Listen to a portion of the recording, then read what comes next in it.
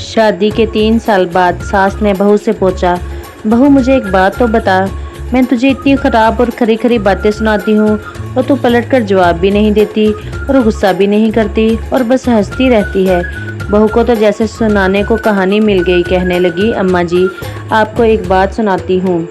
मैं जब छोटी थी तो मुझे हमेशा ऐसा लगता था कि मेरी माँ मेरी सगी माँ नहीं, क्योंकि वो मुझे घर के सारे काम करवाती थी और कोई काम गलत हो जाता तो मुझे डांट भी पड़ती और कभी मुझे मार भी देती थी। लेकिन माँ थी वो मेरी, मुझे इनसे डर भी लगता था और मैं इनसे भी गुस्सा नहीं किया। यहाँ तक कि मैं कॉलेज से थकी हुई वापस आती तो आते ही कुछ देर आराम के बाद मुझे काम करने होते थे। फिर जब मेरी भाभियाँ आई तब तो जैसे मेरे काम ज़्यादा ही बढ़ गए।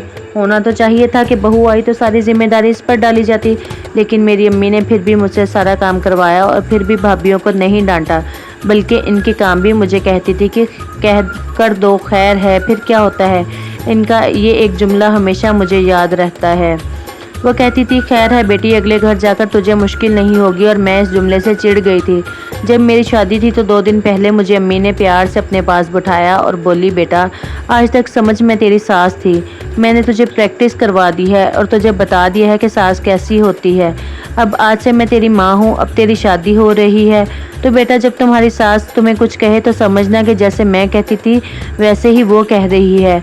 हमेशा मुझे याद रखना। वो कहती थी, खैर है बेटी, अगले घर जाकर तुझे मुश्किल नहीं होगी।